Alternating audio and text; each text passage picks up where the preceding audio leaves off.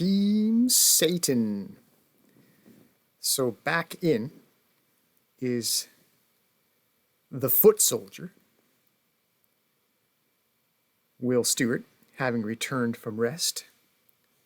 But now out is the general. As you can see there, poor condition. So again, the DFW Tag Championship will need to be postponed. So, by the process of elimination, after I've worked out the other matches, match 1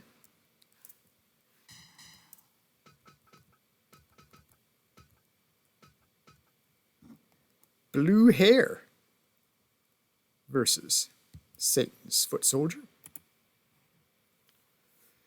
So not the sexiest of singles matches, but at least we can corner match their colors.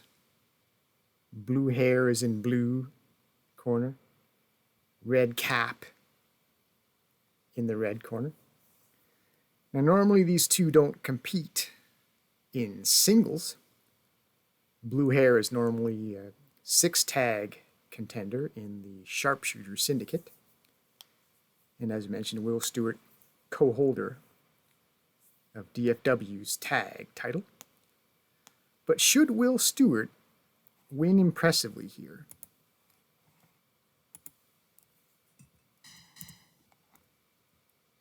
let's get the full look at his profile. Why not figure him into the #1 contender picture? He is a big heavyweight after all. He looks the part. He's got the size. He's muscular. He looks like he could compete with Big Titan. So we'll give that a shot. As you can see, Blue Hair in the blue, Will Stewart in the red.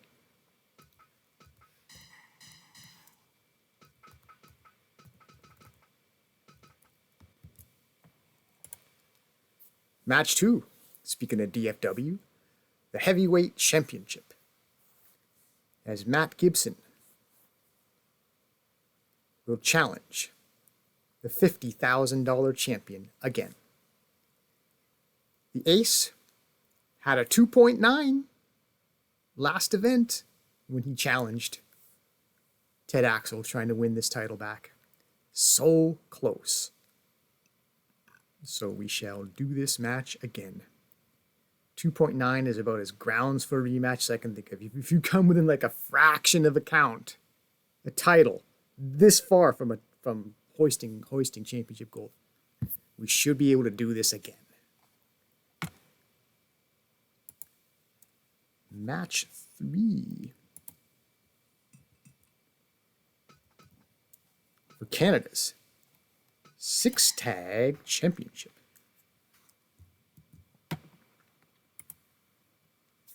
Jin Dynasty will defend against Team Canada Blue. Match 3, the 3-on-3. Team Canada Blue, Wolf, Omega, Big Mike. They won the #1 contenders match from last event. So they will rightly get the shot. They earned it. Match 4.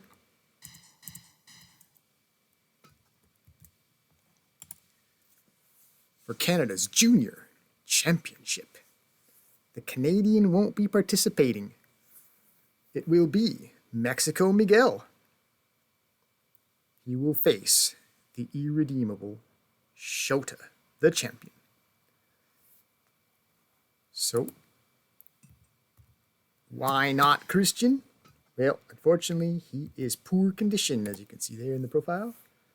So, speaking of #1 contender matches, Christian had won the #1 contendership for this title, but apparently it took its toll. And it's almost as though he lost that match, as Miguel will get the shot because Miguel is fit to compete. So apparently there's more to earning title shots than actual winning. There is staying healthy and actually being available. So. Oh, and side note, the Irredeemable asked for a pay raise and is now making over $7,000 as a monthly salary. And it's worth it. He always puts on a spectacle. That Shota. And he's the only man to ever have a title defense of this belt on 2 different reigns. He at least he at least staved off a challenger one time. Just more than anyone else can say they've ever done. He's done it twice, so he deserves that money. As I say, his matches are always intense, sometimes disturbing, but it's what you get sometimes. So let's move on to where Canadians are participating. Match 5 for Canada's Tag Team Championship. So, do I take Jason out of his red? Well, it's February is Valentine's Day month, right? Red for symbolic of love. Leave Jason in the red. What the heck? He's not angry. He's just in the spirit of Valentine's Day. I mean, come on. He could have emotions. He could, he's not a robot.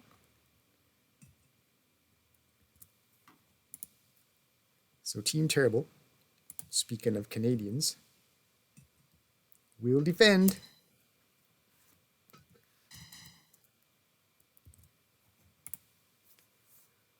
against Bret the Hitman Hart and the Canadian sensation, the 2 Canadian members of the Sharpshooter Syndicate. Good luck.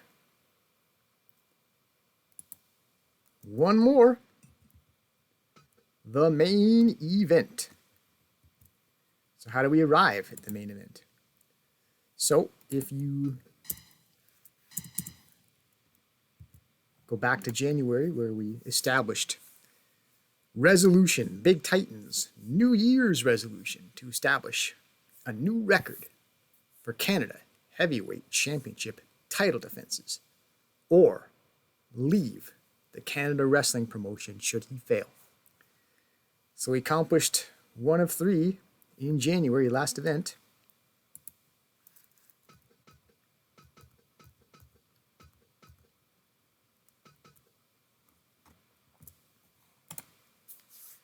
Against Strongheart, who took the champ to a 2.9 count again, and another near title change, very near, that close to winning Canada's Heavyweight Championship.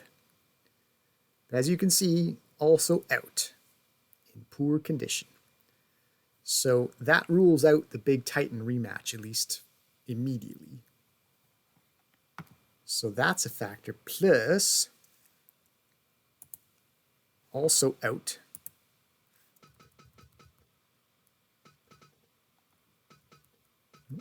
find the DFW stable.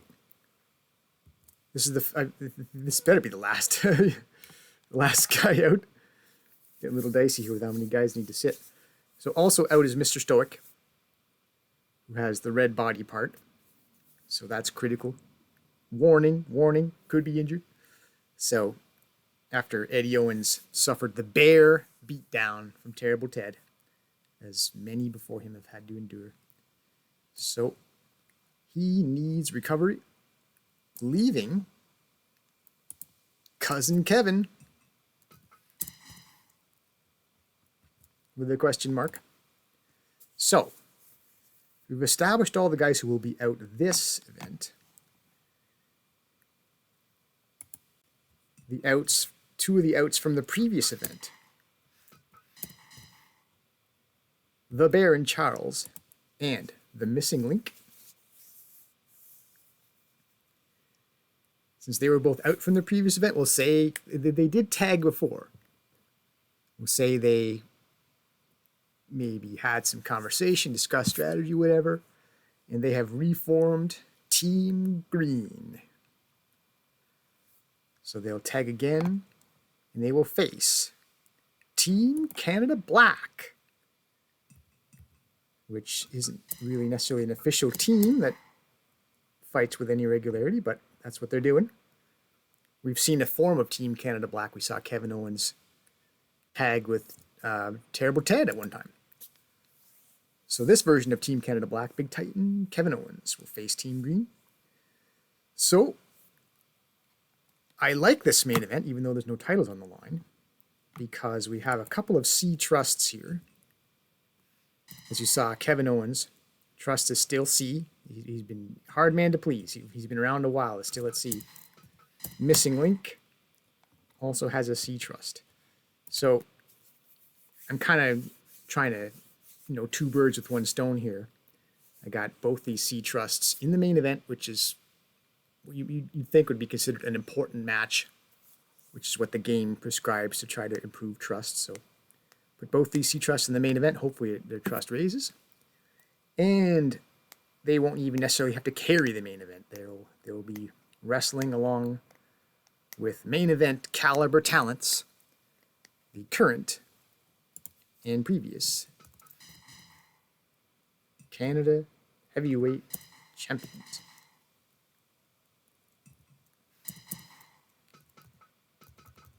Get them both on the page. Yep. Okay. Oh yeah, also a side note. Paid Kevin Owens, KO Kevin Owens, decided to also ask for a raise. So I gave him the medium raise as I aim to improve his trust to B. B being the second letter of the alphabet. So I gave him the level 2 raise. So that's fitting. So Dems are the matches.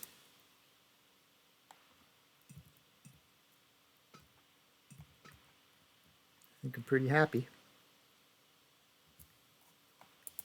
Let's look at some side stuff before we actually get to wrestling. Confirm match card. I believe I'm going to view title belts first. So you'd have to do a bit of navigating here, as we've probably shown enough times. You got your 5 homegrown titles here before they start showing other promotions.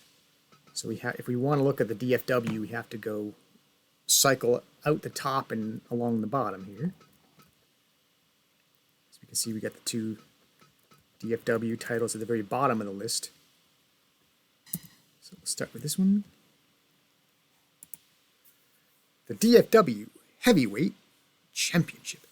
So we mentioned that Matt Gibson had ruled DFW when it was an independent organization.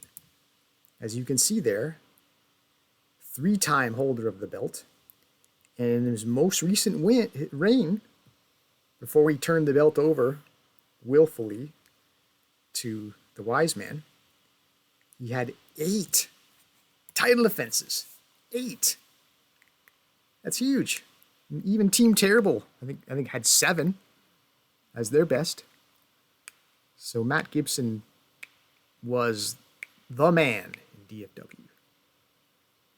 So that's not in question. What is in question is, can the Ace ever win this belt back?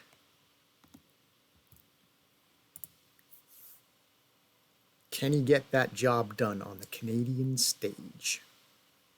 He gets a second chance in mere minutes. But should he fail again, will there be a third?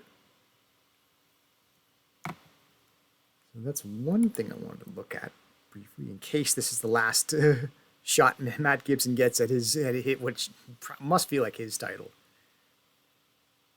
Let's take a look at this just in case this is the last time this is relevant. So, if you go back up to the Canada stuff, touched on this too previously. Canada 6 Tag Championship. Jin Dynasty, their 2 title defenses on this reign. threatens to equal Wolf Hockfield's title defense record.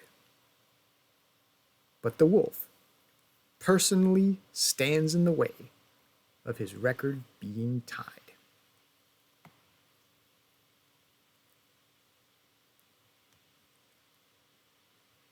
So one last piece of business before we get it going. We will consult with merchandise. How did we do? Saw from last event we have some new merchandise items. So, nothing too surprising with the goods as per usual. We sold a certain amount. We were used to how that rate of that product sells at. Photo collection. We had made 3,000 and we sold around 2,000. So won't get as many sales out of it this month, but I wouldn't scrap over 1,000 in stock. So could maybe produce more of this when the stock runs out. Like produce a greater amount than previous, maybe more than 3,000. Next time we need to make them. Speaking of making more than 3,000, so towels sold almost 3,000. And there's only 117 stock left. So as much as I hate waste, I don't know if we can give them to some sort of charity. I'm not sure what we do with these things. I hope they wouldn't just be thrown in the garbage, but for business purposes, the only sensible thing is to throw out such a small quantity and make a new line, because we would profit minimally if we just kept this 117. So hate to do it, but it's going to be disposed of. And as I mentioned,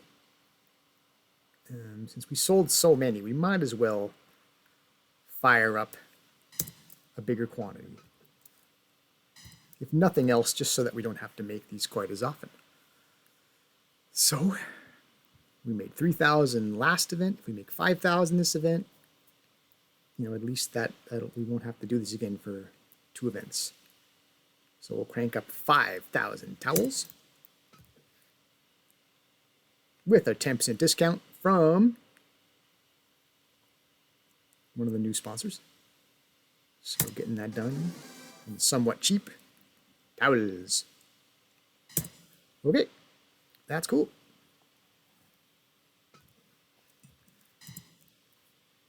And I do believe we're ready to rumble.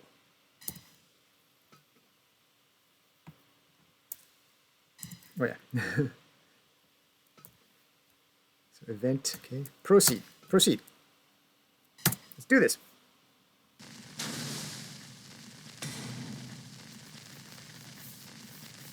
February, year 3.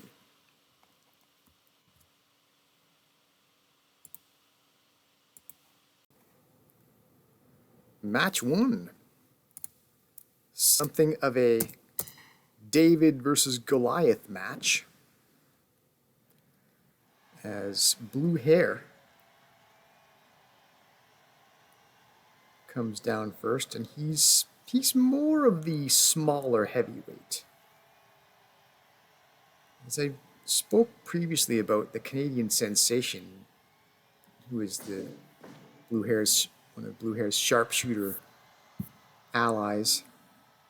Bit of a smaller heavyweight. You can almost call him a middleweight. I wonder if the DFW title would suit guys of that size, and then keep Canada's heavyweight championship for being like the guys that are bigger, literally, larger than life. Not literally. You get my point. Speaking of large, co-holder of DFW's tag titles. So, obvious size advantage here, as Blue Hair begins with Dragon Screw Leg Whip, and Satan's Foot Soldier replies with an eye poke. Why wouldn't someone who's of the devil resort to cheating tactics? Underhanded deeds, at least. And there we see the reversal on the vertical suplex. Blue Hair entered Will Stewart's domain there a little bit with going for power. And the big man reversed it. Snapmare, though, brings the big man down off his feet. Certainly one of the strategies that Blue Hair probably should want to employ to make up for the size and strength difference. He can unbalance the bigger, stronger man. Use technique. As the foot soldier lands a big boot there. So once again, going for the... trying to overpower the more powerful guy, not the soundest strategy. You should be trying to play toward his agility, Blue Hair. Takes the man down again. I mean, that's what Blue Hair's probably his main strength is in this contest, as he lands the chop, choppity chop. Just having a quicker, more agile style that might befuddle the bigger man, the Satanist.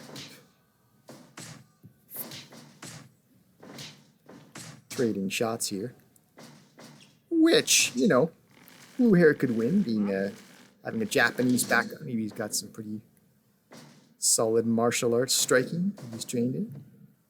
And then he tried for the figure 4 leg lock just recently. Back suplex. So he's getting plenty of moves off, this Blue Hair. And then we see the press, body slam, power on display, sheer strength, and then use your weight against this smaller opponent. Just sit on him and say, "Can you move me off of you?" So there's third time is not the charm for Blue Hair to try to overpower the big man. Maybe he figures this is what I have to do to win. Show that I can compete with his strength, but not so far. Torture rack. Into the backbreaker. Torture rack, backbreaker. 5 minutes gone. So finally, Blue Hair gets that vertical suplex off, and he counters it. He follows it up, countering Will Stewart's attempt. The vertical suplex follows it up with the sharpshooter, which is trademark of his stable. It was that hip toss into a sleeper hold. In motion off the Irish whip and the flying body press. We reach 6 minutes more. Eye poking. Attacking the vision. Not very morally correct. And then stomping across the face. So some foul deeds inflicted by Satan's foot soldier, and there's some power to follow up. Another press slam. Might call it the military press slam, because he is the foot soldier, which is an army designation, right? Military press slam, why not? Snap suplex. Falling fist. Drop kick down low to take the bigger man off his feet again. And then some technique here, submission wrestling. Headlock. Hip toss, takeover. And Blue Hair casts. Will Stewart out of the ring. Does not follow up. Gentlemanly. I think it's fair to say Blue Hair, even though he's not Canadian and not strictly a hero here in this promotion, he's I think he generally follows the rules. I don't think he's really been guilty of much in terms of cheating or off-color tactics, so I think there's grounds for the crowd to cheer him in this match. Olympic slam. And plus, he teams up with a couple Canadians. 2 out of the 3 sharpshooter syndicate members are Canadian. And he is their friend, so sure. Flapjack, I think that's called that. Pop the guy up and let him fall flat on his face. Eye poke to counter what might have been a power bomb of some sort. Olympic slam.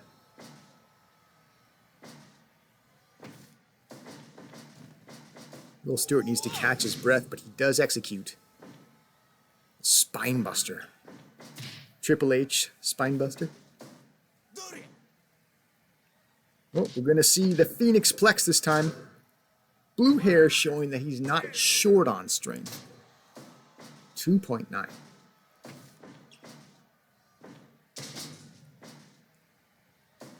Will Stewart may have the power advantage, but blue hair has strength of his own. And just a straight up punch to the dazed opponent. Vertical. Suplex into the slam. Figure 4 leg lock. We saw blue hair try this earlier. It's the foot soldier. The foot soldier going after the feet. In a way, I guess. Again with a vertical suplex slam. Again with a follow-up to the combination wrestling.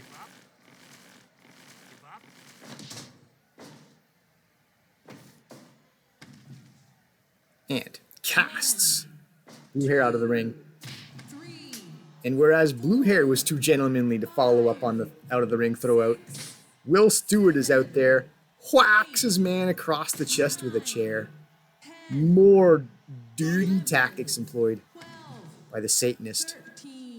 But for his trouble, he eats a brain buster out there on the floor. Very dangerous.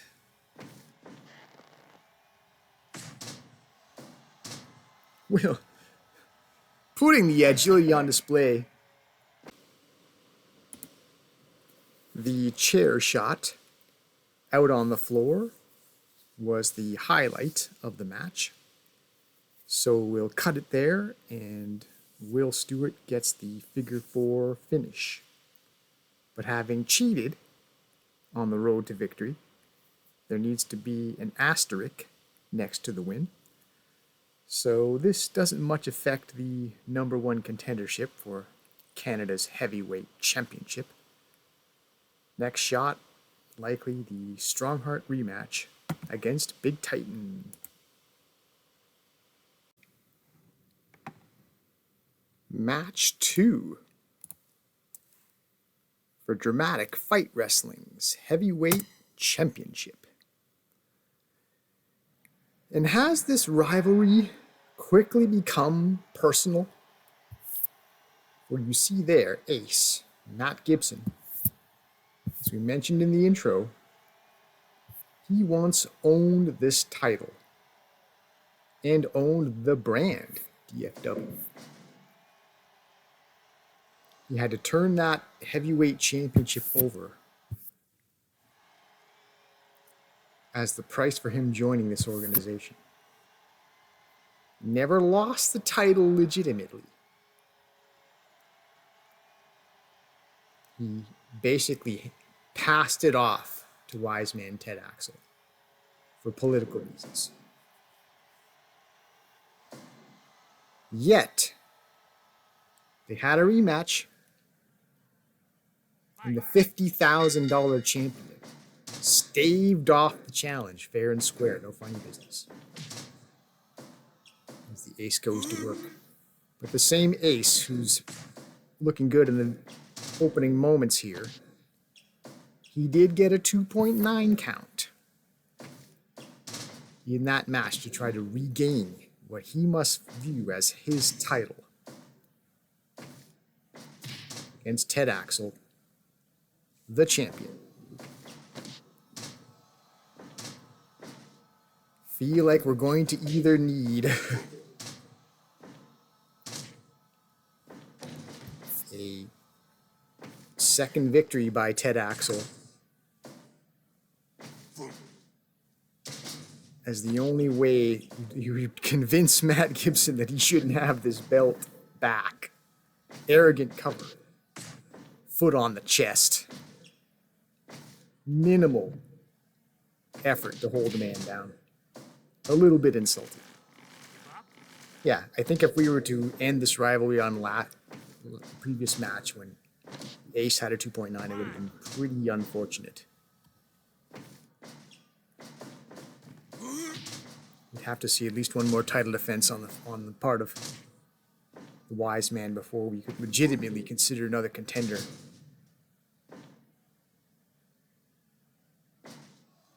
Another defense against Matt Gibson, I mean.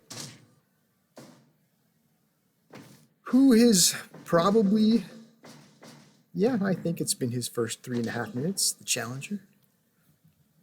He looks like he means business. The business Boston Crab cinched in.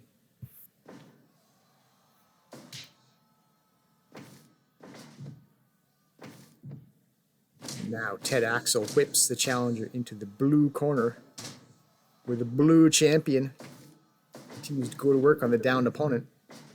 Irish whip all the way over to the red corner, avalanche clothesline. Surprise roll up. I believe that's how Ted Axel retained this belt against this man in the previous match. Follow a slam. Into the sleeper. 5 minutes gone. Maple points out it's been 5 minutes and still the challenger's match for sure. Cause for concern if you are the $50,000 champion or any of his adherents, which maybe there's a few out there. Some people like to root for the villains and the jerks of the world, and I think by and large we've portrayed Ted Axel to be a heel.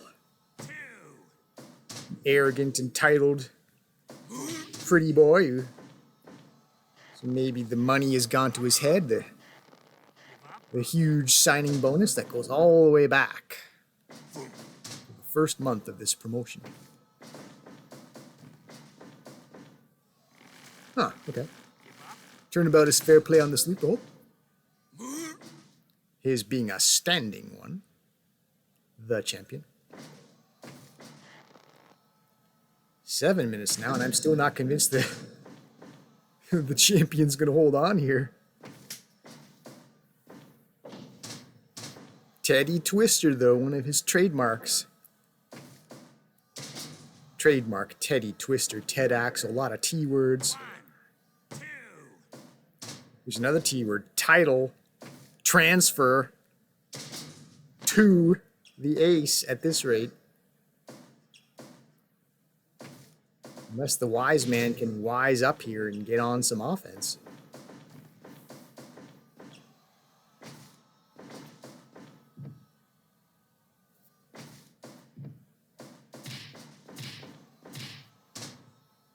Series of boots in the corner. But again, some turnabout. Oh. Cartwheel. Reverse avalanche. Haven't seen that in a while, actually. Yeah, we've seen Wise Man Ted Axel do that more than once. It's just he sort of mothballed that move for a while. It looks great. It's one of those crowd-pleasing, look at me, I'm a star type of moves. You'd think he'd want to hit that in the match at some point. Remind everyone that you're a star. Superman punch followed by the top rope. Falling fist, but the ace wriggles free just in time to avoid that impact. But he eats another Teddy Twister, no avoiding that.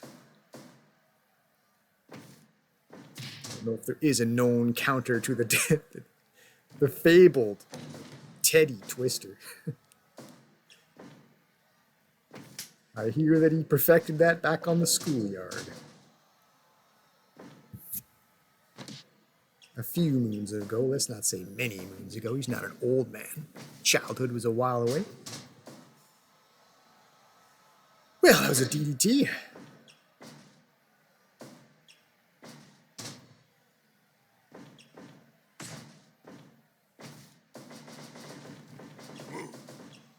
Superman avoided. And then the ace cinches in the short clothesline. Dragon screw leg whip. Maybe if Ted Axel can damage the foundation here, he might turn things around a little bit, but that arrogant cover wasn't going to get him very far, I don't think, because it's been largely the ace's match, as we saw there with the 2.9 count, side Russian leg sweep. It's been all challenger. By and large for this fight, I feel as though the champ has barely hung in there. It's like whenever he's gotten put some sort of moves together, it seems like the challenger wrests control back, and again, avoiding the falling fist, but oh, I was about to say, any chance the champ could steal it here amidst all this adversity. No, he does not. But he does cinch in the rodeo arm breaker. Knee to the back of the head of a downed opponent. Seems impolite. Throws the man out of the ring. The challenger, the champ, is probably going to have to get creative here. So why not turn this into a street fight? 6, 7, Because the match in the conventional way has gone the challenger's way. Double arm. 11, Suplex style power bomb. Double arm power bomb. Anyway. Fireman's carry slam. Then he eats a clothesline. Oh, the Ace is appealing to the crowd. He is popular in the America region. Maybe not Canada specifically, but in this general part of the world, he's well known. As his S popularity indicates. I should check on Ted Axel's popularity after this, actually. I think we might have seen the Axel death drop, just to see how these two compare. Presumably, the Ace is more well-liked. Ted Axel's popularity, if he has a high rating, would probably be based more on notoriety. In other words, how effective of a heel or a villain he's been. Oh, there's again. The cartwheel, reverse avalanche. Maybe Ted Axel heard me when I said he should use. Oh my goodness! 1, 2. Stop the presses here while we absorb that. Release German suplex. The Ace goes flying out of the ring. And now it looks like he's gonna. I was about to say, is he gonna fly? It looked like he might have been going for the top rope there, but no, he goes for the running lariat instead. He's sent running again, but now he's in a sleeper hold.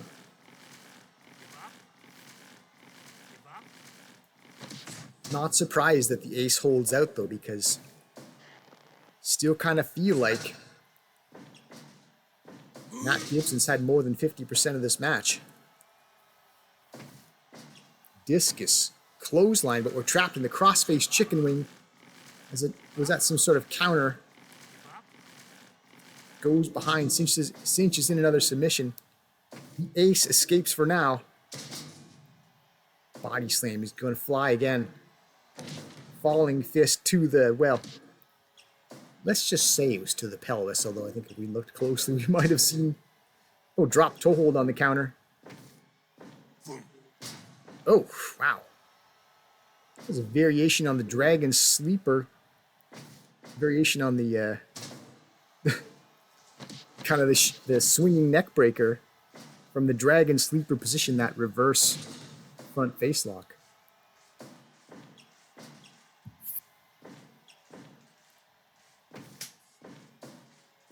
Had to go deep into wrestling lore there to piece together that one. I almost went with the shake, rattle, and roll from the Honky Tonk Man, but it wasn't quite that.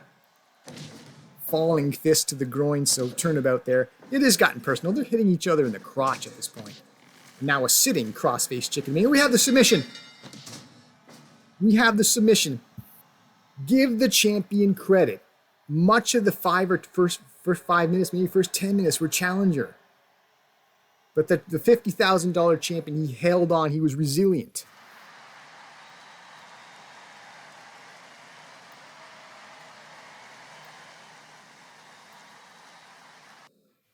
In a 100% match evaluation, deservedly so, nearly went 20 minutes. But you know, the champ didn't look that great, but he stretched it out.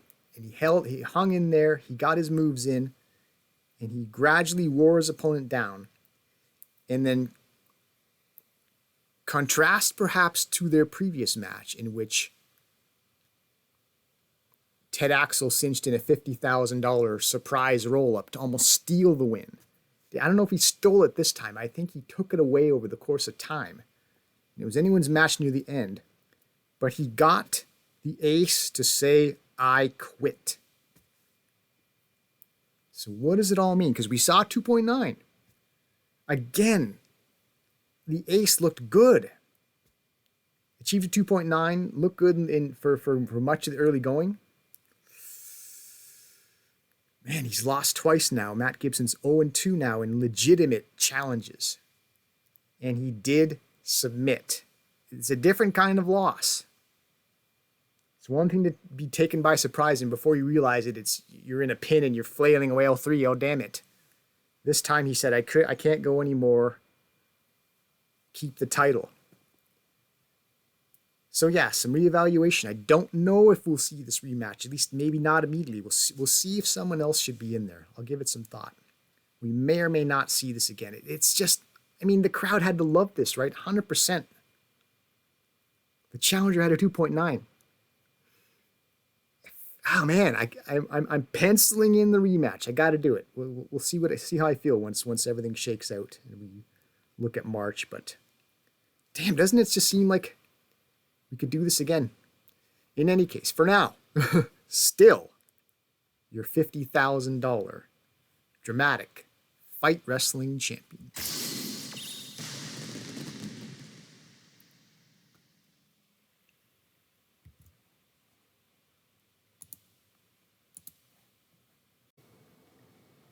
Match 3. The 3-on-3 for Canada's 6-tag championship.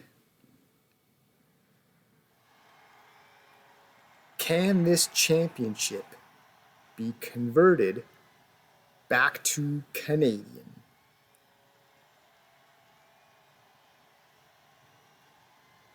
Team Canada has had 2 runs with this title. Team Canada Blue, featuring Big Mike in place of the Canadian sensation.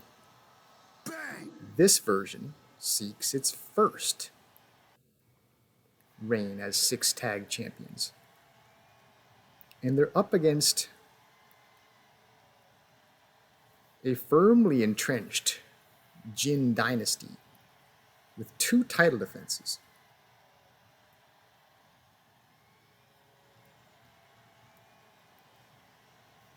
A group that threatens to equal/tie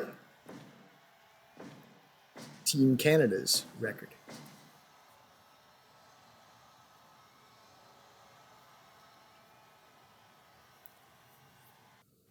But Captain Wolf Hawkfield stands in the ring looking to resist that fate. It's a couple of knees to the midsection. Then a couple of knees to the top section, I guess, to the head.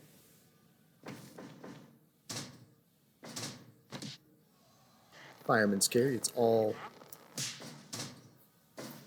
trick prints so far. And the wolf says, for that reason, I might as well get out. Gets Omega in there, who executes a body slam. So already doing better. And then being attacked from 2 sides is much to ask. The trick prince stave that off, but once it gets back to 1-on-1, he executes a tombstone pile driver.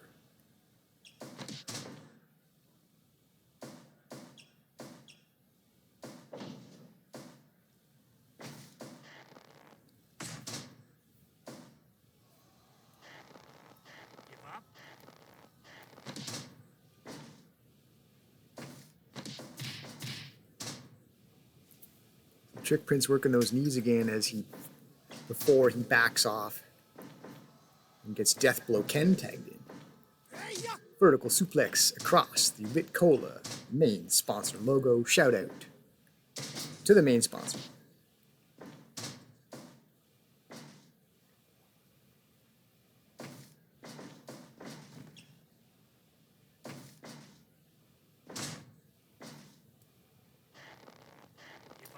So elbow to the back of the head, followed up by the torture grind, which is more working the elbow to the head. So good combination wrestling by Kenny Omega. And now we're into a test of striking.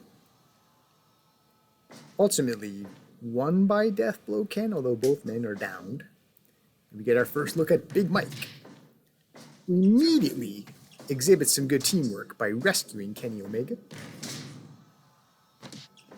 And then patiently waits his turn to jump on Death Blow Ken once he's down himself. And there we go. German suplex into the pinning combination. Way too early. Big Mike battering down both MMA Japan members.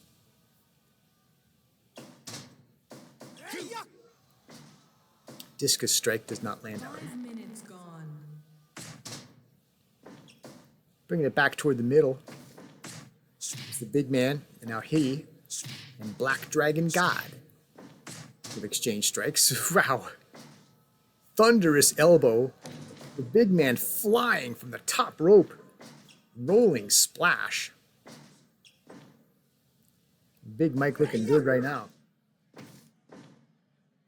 Controlling the action. Beats the Black Dragon God back down on the mat, stomping on the down. Oof. Vicious headbutt to the back of the head. Wow, there's a good teamwork. So Big Mike and Kenny Omega working together as a team within the three-man group here. Omega seizing the opportunity to having grabbed onto Black Dragon God while Big Mike can attack him with impunity. And now Big Mike facing two members. Jin Dynasty. Trick Prince really isn't even supposed to be in there. He's the illegal man. And Big Mike says, well, if the referee's not going to establish control over this nonsense, I'm going to get tagged out, and then we can get two of our guys in there. Legally, because Wolf Hockfield just got tagged in. So the captains are back in the ring together. But not one-on-one, at least not before members of Jin Dynasty execute an assisted powerbomb. We're into the half crab, though.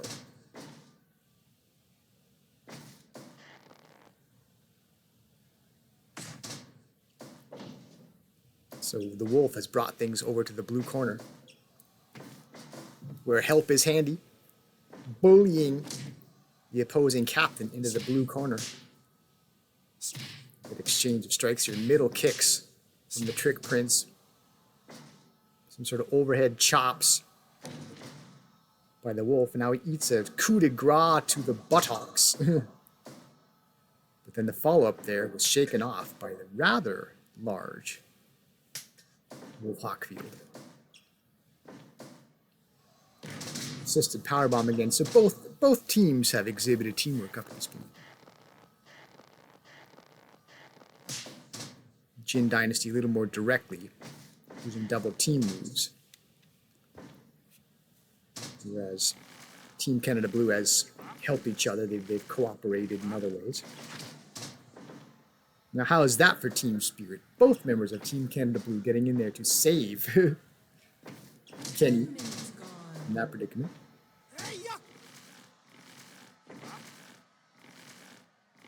Again. They sure look like a three-man team right now. Just gang rescuing their partner. Deadlift, German suplex, but Deathblow Ken jumps right back up. Maybe he rolled with it. Either minimizing the impact or just plain realizing what's happening and realizing, yeah, I'm taking a bump here, but I will also roll and get to my feet as soon as possible, because that's the smart thing to do. Oh, turnabout's fair play as Kenny Omega cinches in an armbar, rolling armbar. Big Mike gets his hands on Deathblow Ken, body slams him down. Gets his big hands. Oh, torture rack driver. Pretty devastating move across the middle of the ring. Help was on the way. It was going to be hard to get it. Well, all 6 men in the ring. Hard to get a finish when you're in the center of the ring. Presumably the ring's going to be mobbed. As we saw just now, 6 people in there. Hard to follow the action. I think at some point, Black Dragon God employed a foreign object. Not cool, dude. But amidst that chaos, the ref might not even see it. Again, all 6 men involved. It looks like Jin Dynasty got the better of those exchanges. As when the smoke cleared, there were Team Canada Blue members strewn about. The moonsault from the moonsault top rope, but cast out of the ring. Canadian Wolf Hockfield appeals to his countrymen in the crowd with his big fist pump. Oh, the Trick Princess picked up a baseball bat. Lucky for him, Wolf Hockfield, his His old buddy Kenny Omega was there to break up that battery, assault and battery, which was about to take place with the baseball bat. Baseball battery. Speaking of that, there's battery going on in the ring. As Deathblow Ken beats down Big Mike and just bashes him in the balls there too. A lot of B words. The Trick Prince is going to fly again. Wow. Soaring through the air with the Diamond Cutter. Moonsault. Combination spectacularity by the Trick Prince. But deep in the blue side of the ring. And now he can't escape, apparently. Maybe he shouldn't have got trapped in the blue side of the ring. Running forearm. The Trick Prince, he's game to keep fighting though. He said, "You're gonna do that to me." He just came straight back into the blue part of town. Now he's just slamming around whatever members of Team Canada Blue he can get his hands on. Assisted power bomb. Now it's striking. And ultimately, Big Mike makes the save with a big boot. Wow! If you were not looking at the red corner just now, you missed something pretty unusual. It was like a double German suplex. One partner had cinched in the grapple. His partner came over and grabbed him from behind, and they worked together to suplex the same guy. Meanwhile, slingshot, top rope, Omega with a drop kick. Boot to the back.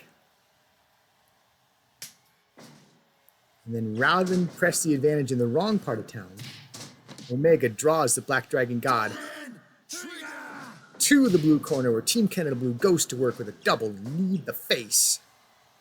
And Wolf is calling for it. He says he's going down. Well, he is dazed. Well, I think the Wolf took too much time to decide what to do there.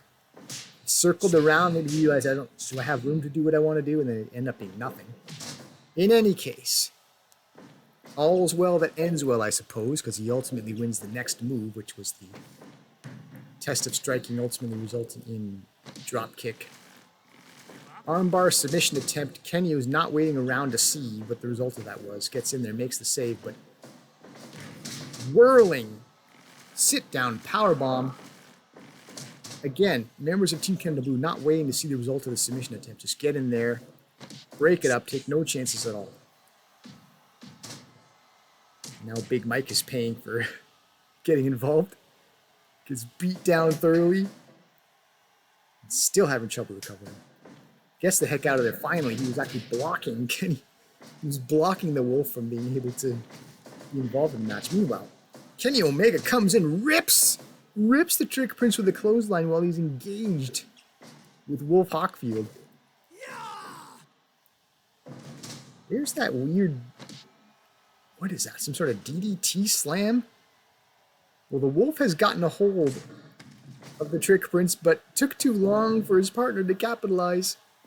And the Wolf is launched off the apron onto the floor. Okay, some sort of torture rack slam.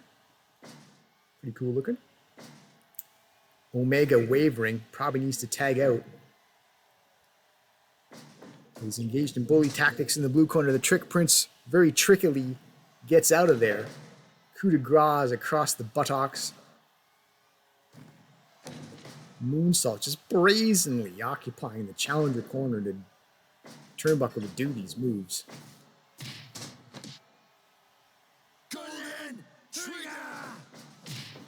More teamwork though employed by Team Canada Blue, the double knee.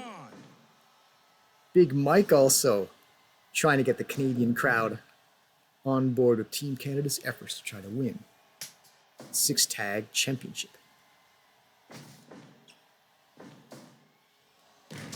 Assisted powerbomb again. He's a big man, but it's 2-on-1 after all. Wolf Hockfield breaks up that submission hold in style with a clothesline double vertical suplex there.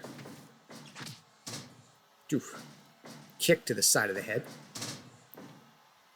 Big Mike muscles out of that mounted predicament, however. We're well past 20 minutes. This match has flown by. I didn't realize it was quite that long. It's definitely been a very exciting match.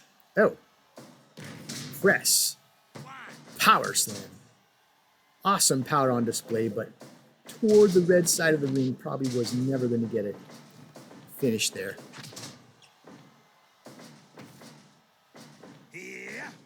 Oh. There's the Elgin bomb into a pinning combination. Kenny's in there easy, quickly enough this time to intercept. And there it is. Big Mike with his signature trademark Elgin bomb. It was just far enough toward the blue corner. And Omega's just adding insult to injury. Take these titles away from Canada, will you? Taking it back. Eat it. Wow. Sheesh. To me, I don't know. If I'm Black Dragon God, that's not cool. The match is well over. And you're wailing on the back of my head while I'm laying face down. The match is over. You've already won the titles. What more do you want? Maybe Black Dragon God needs to challenge Kenny Omega at that. You can't get away with that. You and I have to go. I think we got to pencil that in now too. I think I'll make a note of that for March. If possible, those two guys have to fight. Maybe we need to do what the original Team Canada did with Jin Dynasty. They sort of broke up into singles matches. Maybe we could stand to have a round of that, just to shake things up, rather than just immediately do a rematch. But yeah, I don't know. Oh yeah, this is important. Before I forget, Big Mike, we established story-wise, has some confidence problems of late. He got beat up by Team Terrible several times over. Not fun. They came up short. Team Canada Blue, and I think Big Mike actually lost for the team when this Blue Canada faced Jin Dynasty. So there's this layers of Big Mike probably not feeling good about himself. But how about this? He's a champion again. For the first time, a 6-tag champion. Maybe not the title he's always aspired for, but he is a champion again. And he personally got the win. He restores Canadian pride. He preserves his Canadian buddy, Wolf. Well, I don't know if they're buddies, but his fellow Canadian, Wolf Hockfield. He preserves Wolf Hockfield's record in the record book for title reigns, for title defenses in a reign. Jin Dynasty is halted at 2, and that's the end of the reign. They back to the drawing board if they ever want to tie or break the record. And so I feel good for Big Mike that this should shore up his confidence and self-esteem after just what seemed like endless setbacks. And so good for him. Good for Team Canada Blue. The 6-tag championship is all Canadian once again. And new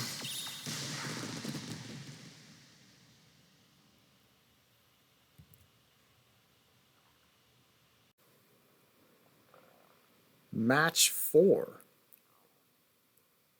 Canada's Junior Championship.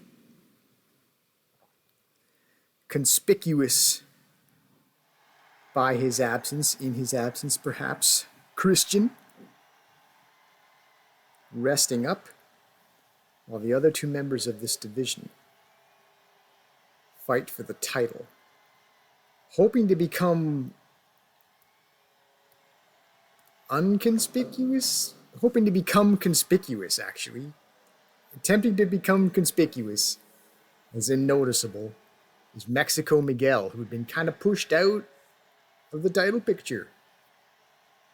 He was champion. He lost it to Christian.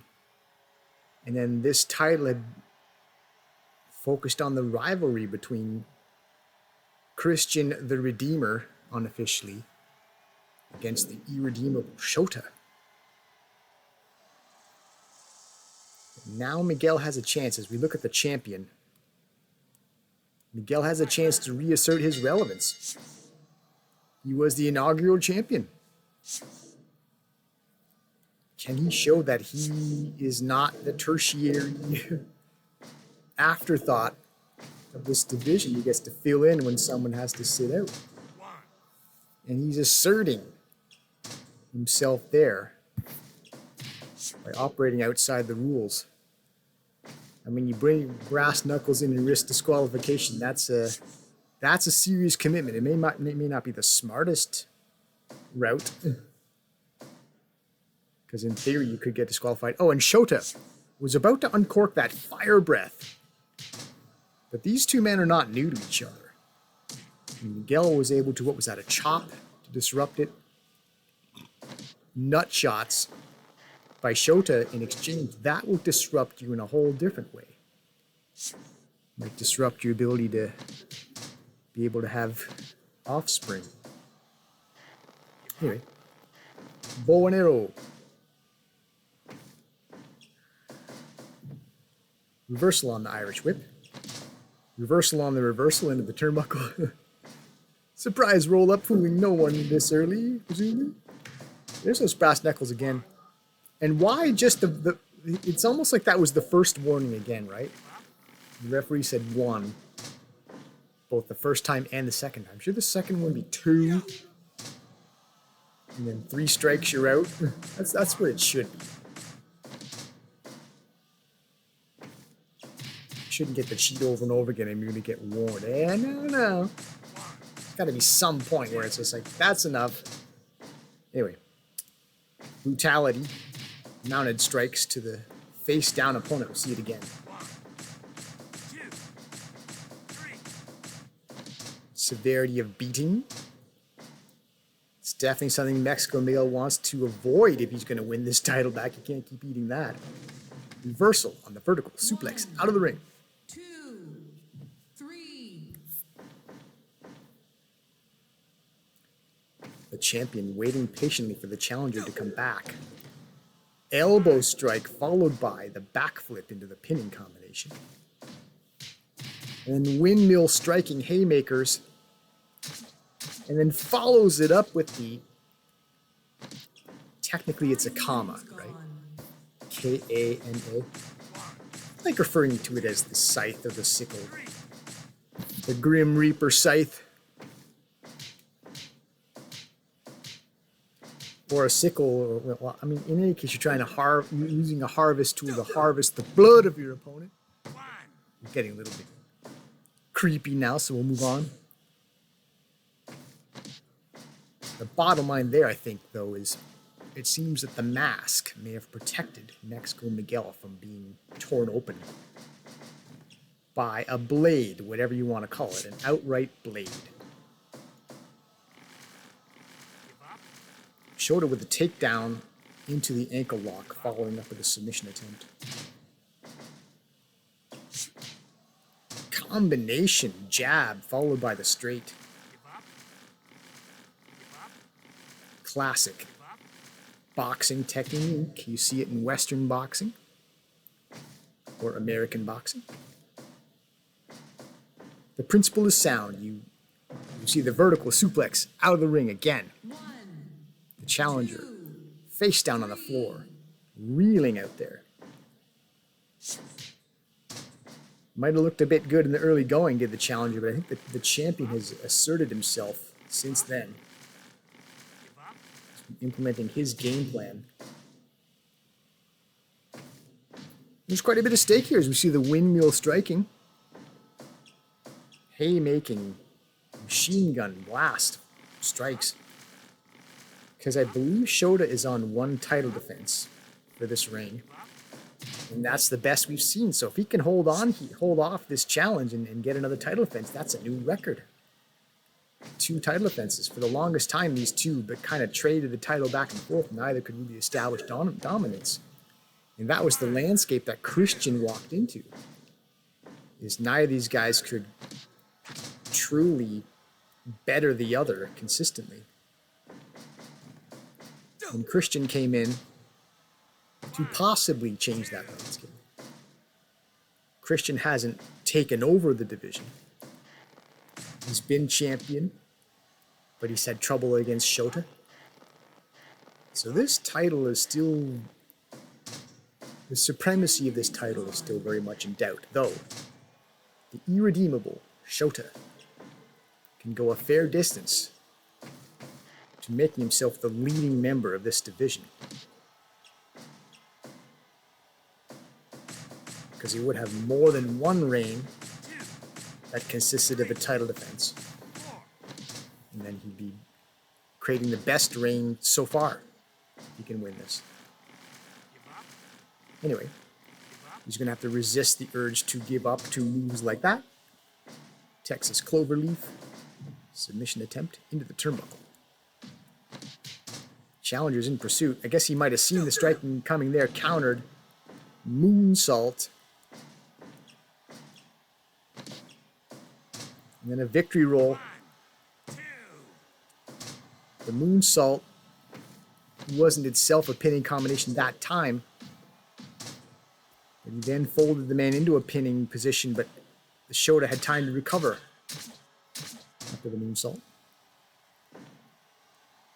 Yeah, maybe Miguel has since acquired himself a thicker, more fortified mask, because that's twice that Shota has implemented that scythe. Maybe call it a sickle, because you have to be a bit of a sicko to bring a sickle into the ring and rake someone across the face with it. So I'm leaning toward calling it the sickle. Because you could call it different things. You can call that a title defense, mind you. There we have it. Shota has done it. I believe, we'll have to check the record books, but he should have 2 title defenses now for this reign, which is a record.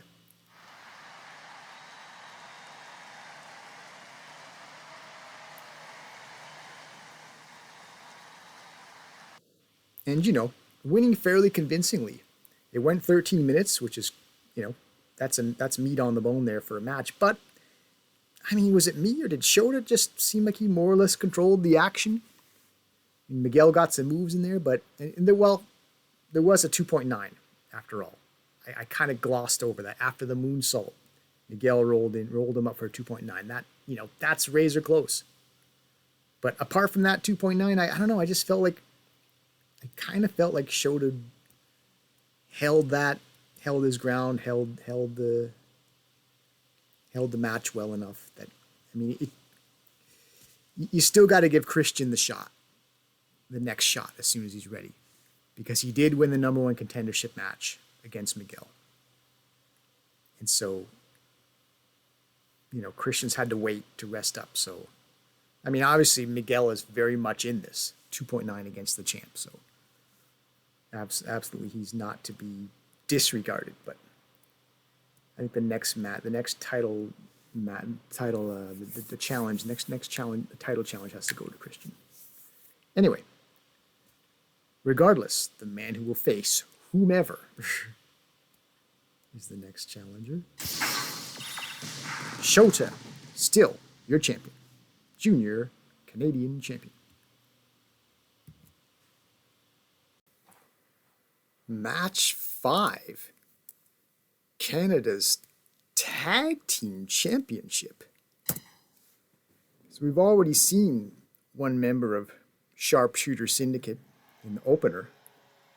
Him facing Satan's Foot Soldier, Will Stewart, was a byproduct of this being my selection for who should take on Team Terrible. Not sure if these two have faced Team Terrible before in 2-on-2. Might have been some combination of Sharpshooter Syndicate. Not sure if we've seen this. If we have, leave it in the comments if your memory's better than mine. I could check my handy dandy record book. But anyway, yeah, I just thought as long as the 6-tag championship was being otherwise occupied, then why not branch off the 2 Canadian members of the Sharpshooter Syndicate? As we see Team Terrible, Jason and the Bear, the champions, take the ring.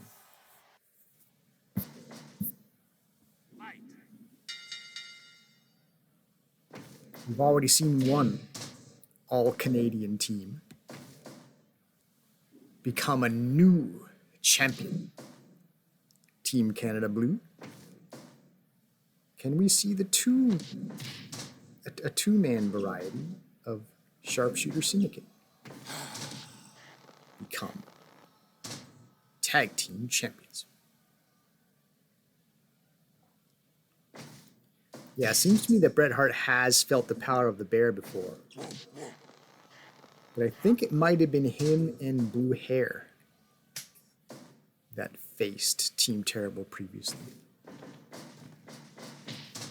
So maybe, with a sensational touch, Sharpshooter Syndicate can get this done. And pull what would always be I don't want to say massive upset, but as I look at the mass of the bear, isn't it always going to be a massive upset when a mere human being gets a win in a match where the other side has a bear in it? Unless you've got a high-powered rifle or something. What do you really do? Anyway, that's something you can do in tag action. Team up. Clothesline. Double clothesline. As Jason and the Bear smashes down the Sensation. The Sensation went for a sensational suplex there, but it was reversed on him. As Jason the Terrible, not out of anger, but he's wearing the red. We'll call it Valentine's red. Valentine red. I might have to make that the name of this episode. Gonna craft a thumbnail showing Jason prominently in the spirit of love. Specifically, yeah, I'm just gonna stop.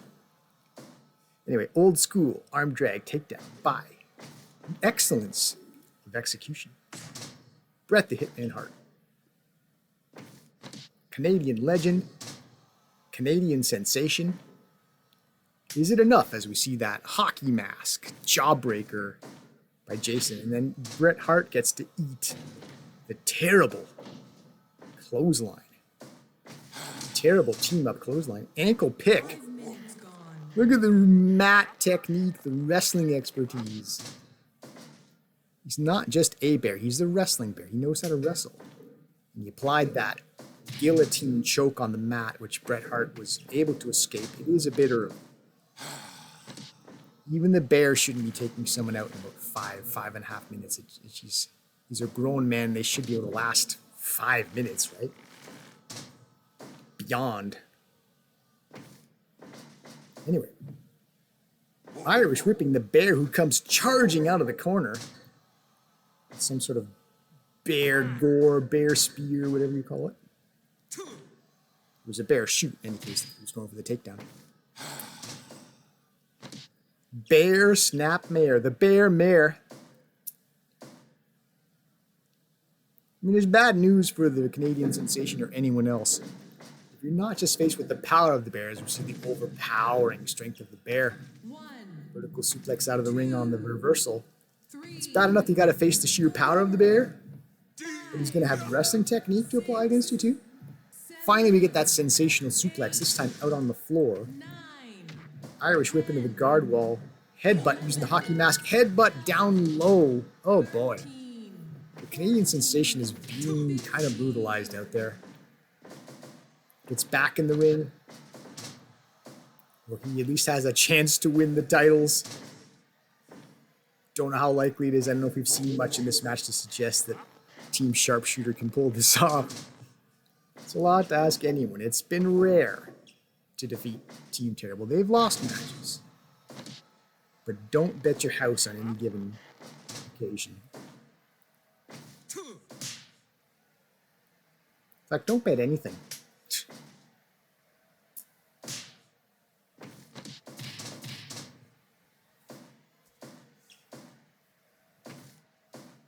Anyway, reverse atomic drop, going old school again. Bret Hart bringing out some more of the classics as he aims to become tag team champion. It seems to me that he's been the DFW tag champion, right?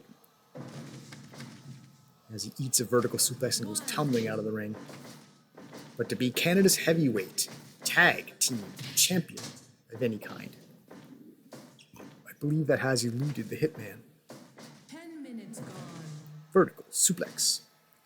As Maple lets us know that at least Sharpshooter Syndicate has survived 10 minutes. Swinging neckbreaker. And hey, reverse atomic drop. As long as they can hang in there, there's a chance. Who knows? Maybe they can do it. All four competitors in the ring. Jumping hockey mask headbutt by Jason.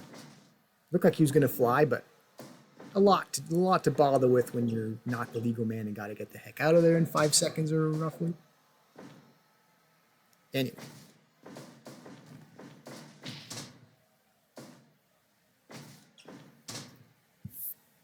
There's that headlock hip toss, and we're into the neck crank. Jason's got the cover there. He cuts off Bret Hart. Bret Hart was trying to break up the submission attempt. Jason the Terrible meets him on the way, intercepts him, prevents the breakup. And the Canadian sensation, being only human,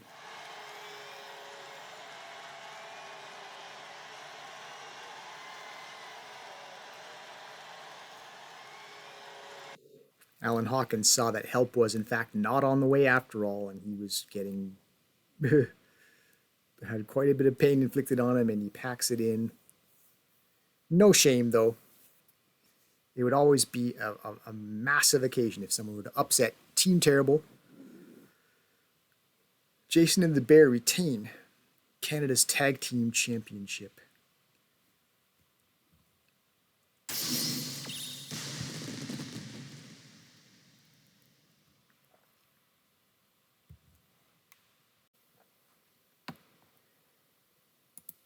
We've arrived at the main event.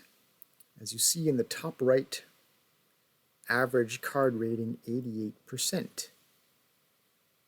After 5 matches, entering match 6.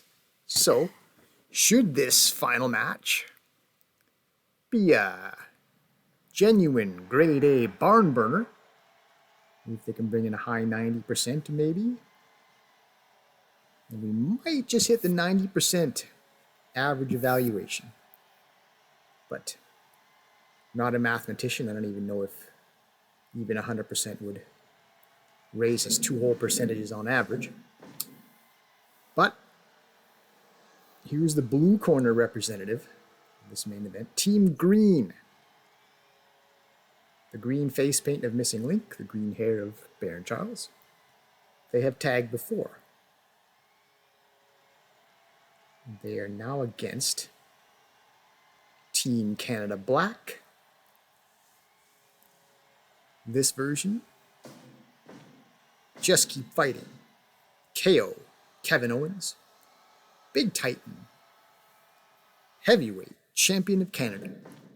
And they'll start out in the ring against the previous Canada's heavyweight champion, Big Titan. Asserts his strength right off the start. Multiple body slams inflicted on the rather large Baron Charles. Big Titan executes the drop kick to the back of the head, now overpowering with the test of strength. The Baron finally gets a move in. He's got some offense going now. Early going had been all Big Titan. Baron Charles throws the champion out of the ring, goes out in pursuit only to eat a body slam in return. Drop kick, back of the head, again. One of Big Titan's trademarks. Clubbing the Baron down as we get basically just a street fight. Why shouldn't things be intense between these two? Those two represented the most recent title change at the very top of this promotion. Now we're getting into 2-on-1 action as Team Green works together. The Missing Link gets a crack at Big Titan, goes down low with the headbutt. And Big Titan says, I don't have to take this. I've got a partner who can bail me out. Brings in Kevin Owens. Big Titan decides he changed his mind. He's like, no, I want to get some revenge against Missing Link. Looking like Titan's going after him, only to decide, well, you know, I'm supposed to be out of the ring, so why risk the DQ? It's not Big Titan's first rodeo. He's been tag team champion after all. One of the few teams to defeat Team Terrible. So he should know that the non-legal man must vacate the ring after a certain period.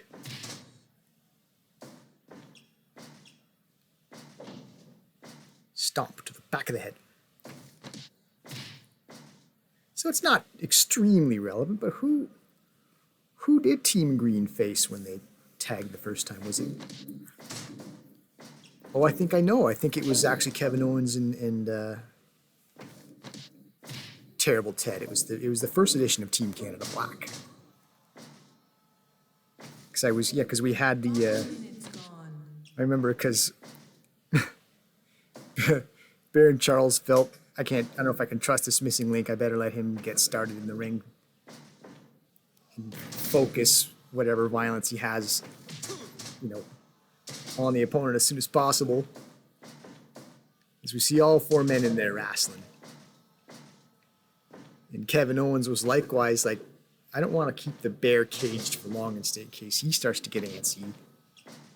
So he put the bear out initially to face the missing link. So that was the first time Team Green tagged.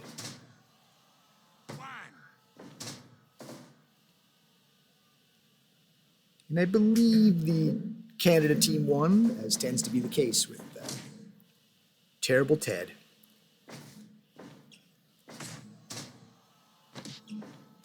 Okay.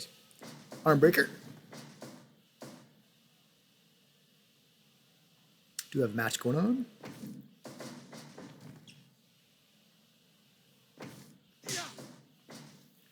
Chop to the throat. I felt that right now because my throat's getting a little strange from calling matches. I'm glad this is the main event because it's the last match for this event. So I guess that was probably a headbutt too, as we see Missing Link putting headbutts in combination as he'll tend to do.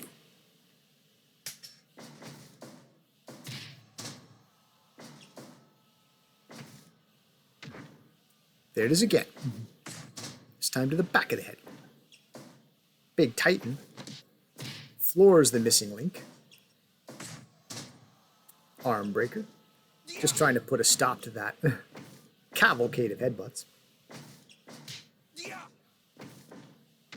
There's another one. Jumping headbutt. The Missing Link just flailing around that ring with his head as a weapon.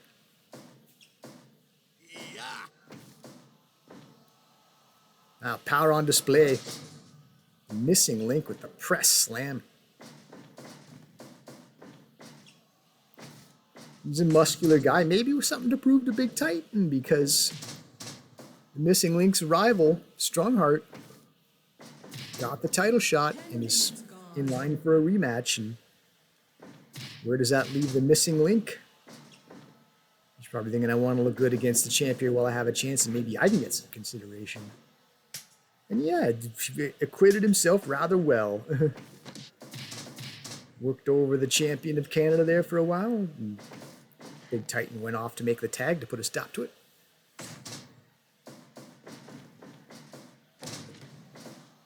Running back splash there. Kevin Owens throwing his weight around. There's some agility by the Baron. Escaping that probably vertical suplex attempt. Pants, pile driver, and punch to the, well, you know. Looking for another P word, but I figured, well, just sometimes the less said, the better. When it comes to the slightly off-color stuff. Speaking of off-color, the Baron is not shy about grasping onto another man's private area. There's a P word for you. Damn it. Where was I back then? Anyway. Kevin Owens, if you notice there, spared his partner some of that discomfort. By breaking up the ball grab, only to eat the forward pile driver there. That's discomfort for you, too. Last we saw Kevin Owens, he was still face down over there. I'm gonna trust that he's been able to get up since then. Meanwhile, Big Titan is fighting both members of Team Green by himself. He eats the reverse avalanche. He emerges out of the corner, though, with a bear hug, or a Titan hug. Then you get kicked from behind and then kicked again. Kicked a third time. The champ getting kicked around in the corner there. The Team Green headbutt. Falling headbutt to the down opponent. clubs the champion down. Is it me or is it Big Titan going to look forward to getting back to singles action? This has not been his match so far in tag action. It's not his specialty. Running back splash.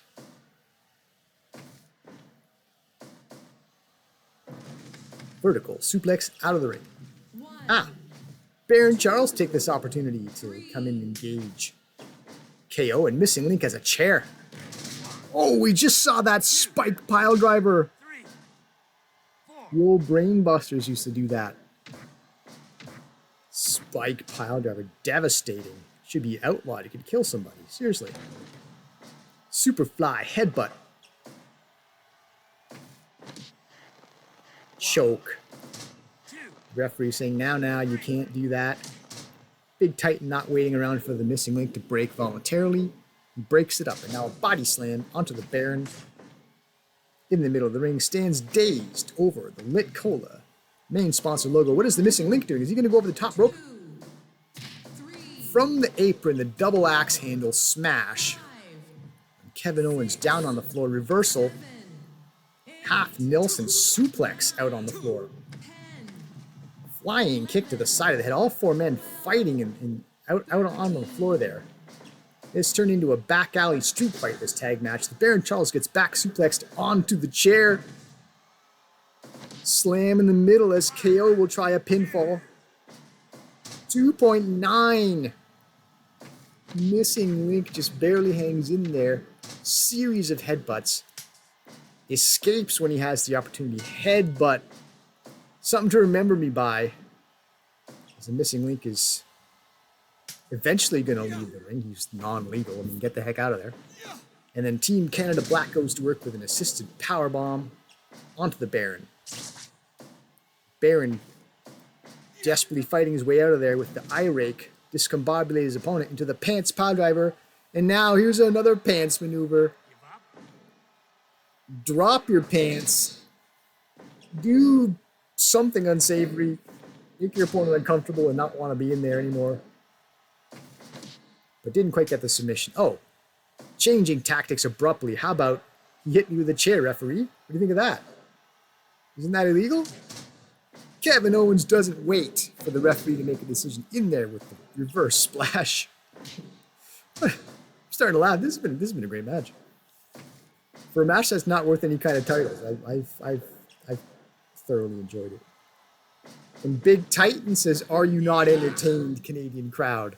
As he takes his time, just stuffing his boot into the Baron's face, casts him out of the ring. Baron says, "Screw that, I'm not going to play your game. If you want me out of the ring, I'm going to roll back in. Screw you."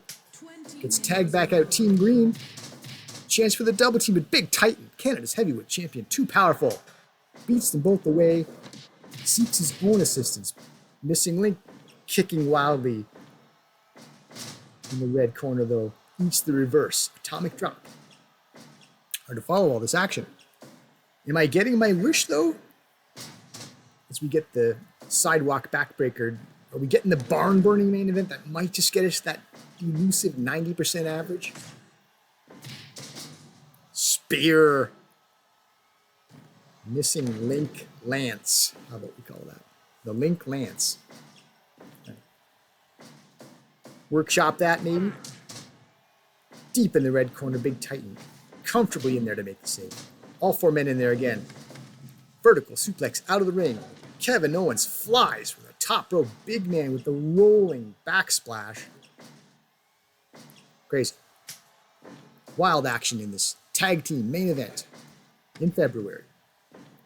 Big Titan casts the Missing Link out of the ring, and we got 2-on-2 action going on. 4, Big Titan executes the power bomb, but there's a steel chair going on. Oh, Missing Link escapes the steel chair. I don't know who to watch. The outdoor action is a little more rare, so I should probably try to focus on that. We've seen more than one chair involved. Steel chair, presumably. The Missing Link's going to fly from the top rope again. Another superfly headbutt.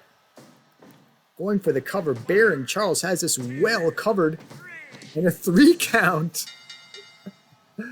Well, I think the missing link probably really could have used that. He's probably quite content to get that victory because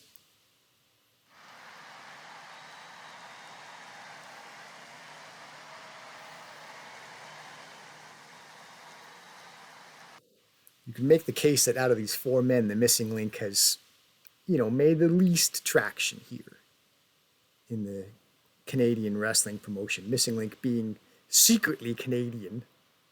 We don't know that. It's parts unknown, but he's got to want to make something happen in this promotion, win some sort of title. He's the only man of the four who has no titles to his name so far. So winning in the main event, getting the decision himself. So yeah, this is a feather in his cap, maybe some future considerations. Maybe he now has a case to challenge Big Titan for that Canadian Heavyweight Championship. Mind you, singles action is a whole other ballgame. A certain amount of chaos in tag team, it's another dimension. So, anyway, fun main event. Now we'll find out. 97%, is that enough to get us to a 90% average? Yes, there it is.